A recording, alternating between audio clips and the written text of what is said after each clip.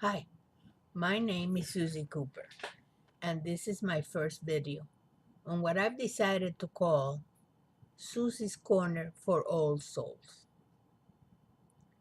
Well, you are quite welcome to my videos. But first, I want to warn you that you must or you should believe in reincarnation if you're going to get anything out of these videos. Because obviously, being an old soul means that you have lived many lives and that you are here again and that you will be here again in the future. So I'll start telling you a little bit about myself. When I was a young person, and now I am 77, so it was quite a while ago, I was very, very afraid of God. I had no idea what God was, where he lived, and like I say, I was deadly afraid of him. To me, God was an outside being who lived, who knows, somewhere in the sky, who sat in a throne, who had a long white beard, and who was watching us to see what did we do wrong so that he can then see what he would do to us. I remember when I was about 5 or 6 years old that I was sitting in the floor in my bathroom and I was watching some little ants walk around. And like children do, I decided to press one of my fingers against one of the poor ants. And obviously the ant died. And what came to my mind at that time was this is exactly what God did to us. He sat there in his throne and watched us, and when he didn't like what we did, when he decided out of a whim to squash us away, that's what he did. Now, why did I have these ideas? I don't know. My family was not religious, they weren't even spiritual. I was born in Cuba, and as I don't know if you know, but most Cuban people at that time were Catholic. And my family was Catholic, but Catholics on their own way, which meant they didn't go to church regularly. Maybe on the 24th of December, which was the celebration waiting for Christmas Day, was called Noche Buena, which is like good night. I guess you can translate it that way. And the custom was to go to church to the midnight mass, which was called in Spanish La Misa del Gallo, and then you came home to a big party. I'm not talking about a big party of drugs or alcohol or anything like that. I was talking about a big family party where there was lots of foods and where there were lots of laughter and lots of story. And that's what it was when I was little.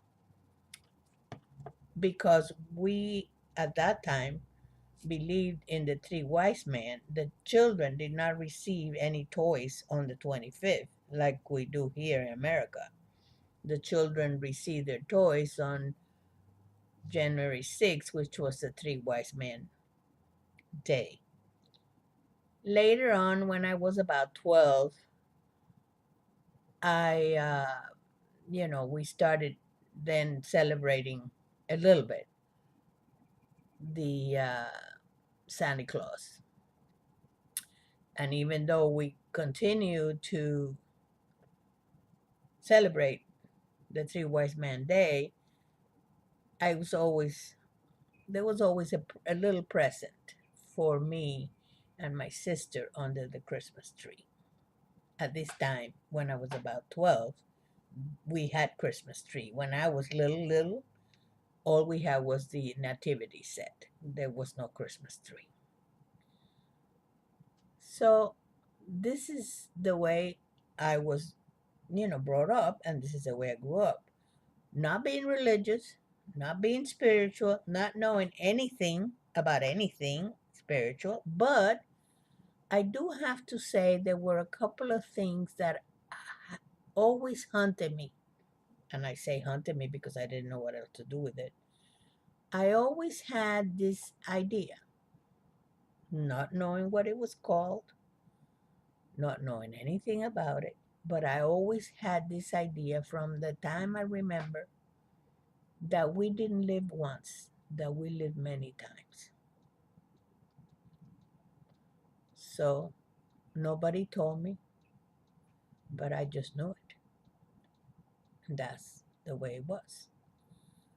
I grew up and still had no interest whatsoever in religion. I went to Catholic school, but I didn't like it. I didn't enjoy going to Mass. I didn't enjoy sitting in the church. I really didn't like it at all. I didn't feel comfortable and I avoided as much as possible. Obviously, while I was in Catholic school, I had to go whether I liked it or not. And my fear of God did not diminish. It continued all through my youth. And my ignorance about God also continued all the time because I had no idea what God was all about. I grew up, I married, I had two children, and my life was just going on as normal as any life without spiritual knowledge can go. I was still afraid of God and definitely very much afraid of dying. When I was in, I would say, my 30s, I had friends that were very spiritual and were very committed to the Christian religion. And they were forever asking me and prodding me to go to church with them, which I very politely refused. But at that time, they called me one day and told me that there was a book that I must read and that they had bought it for me and were sending it to me or bringing it over. I don't remember, it was so many years ago, but I do know they brought the book. The book was The Late Great Planet Earth. I think the name of the author is Halt Lindsay, and I did read the book. It brought me to more fear yet. But something happened. I did not think at that time that there was anything that could be done for my life. I figured that my life was lost and that I imagine at that time I thought I would probably go to hell. Although I have to be very honest with you and tell you that I always had this funny feeling that there was no hell. But like I say, that was just something I thought about here and there. Anyhow, I read the book and I decided then that there was not much that I could do for me personally, but I had two young children and also a niece. Well, really, she's a cousin, but she started living with me since she came from Cuba when she was about 10. I consider her part of my children. So I decided to take us all to church because I figured, well, I'm afraid of God. I don't know anything. Here's this book that says all the things that bad things that are coming and that we better, do the right things if we don't want to go or be left behind, which was worse yet. And I figured there was no salvation or nothing for me, but for my children, yes. So I decided to go. And I honestly tried. I went. The church was very nice. The people were very nice. The pastor was very nice. He was a young chap. Very, very nice. And I felt absolutely nothing. Yeah, it was like a cold fish in a warm environment. But I figured, well, this is something I'm doing for my children, so I might as well continue to do it.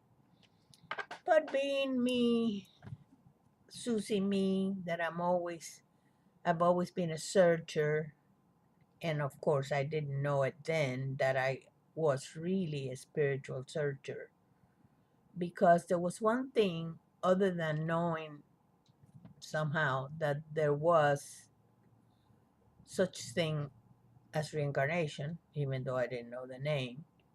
There was something else I knew, and I didn't know how I knew. I knew that there was more. What more was, I didn't know. How come there was more? I didn't know either. And where could I find more? I didn't know either. And worst of all, I guess, even though I had this knowing, I wasn't really interested in finding out, because I'd done for the 30 some years of my life, I'd done nothing but be afraid of God. So after a while of going to the church and feeling like I say, a fish out of water, and not understanding or not feeling comfortable with half of what I heard, I decided to start looking. Of course, in total secrecy, because I wasn't about to tell anybody, and least of all my children or my friends, that I was going to start some searching. I remember the first, I did, back then, what I'm talking about, I'm 77 now, so it was quite a while ago. I, we had no internet, and if there was some, I had never seen it. So I started it to, but I've always been a reader, so I started it to read some things here and there, not much. But one day I was driving home and I passed by a church that somehow or another it called my attention. And I decided, oh, well, I'm going to go here one day without telling anyone to see what else I can hear or what else I can find out about. I don't have nothing to lose because no one's going to know that I went here. So I went. It was a Pentecostal church. And I do have to admit that even though with time, a little time later, I sort of came with the conclusion that they were a little bit legalistic for me, from my point of view. Everybody's entitled to believe or do whatever they feel like doing, because there's many walks in life, and we're all not, even though we're all one, we're not all the same in this particular life. So what I heard there, I liked, and very secretly I continued to attend here and there. I found out about speaking in tongues, which I didn't quite understood then, but I sort of thought it was nice. It made me feel good too. And I found out about the baptism of the Holy Spirit. And in general, I felt good. I have to say that in all of my life, I have always had high self esteem when it came to learning or to finding jobs or anything like that, but always had extremely low self esteem when it came to spiritual matters. So I didn't think I could accomplish anything, but I did listen and I did learn a few things. So from here, I continued to search and search until one day I found someone who invited me to a group meeting that it was supposed to be over the weekend. And I decided again, secretly, to go and see what it was all about. Okay, I don't want to make my videos very long, So now I'm going to say, please watch my next video so that you can find out all the things that I found out. Also, I want to say before I leave that an old soul is not necessarily an old person. There is many old souls that are old, but there's many old souls right now living on earth that are young. So if you have any questions about what an old soul is, or maybe are you an old soul, if this is something that you think about here and there, or if you simply say to yourself, there has to be more, please come back and listen to my next channels, to my next videos, because I will tell you all about it. Thank you for paying attention. Thank you for liking me. Have a blessed day. Bye.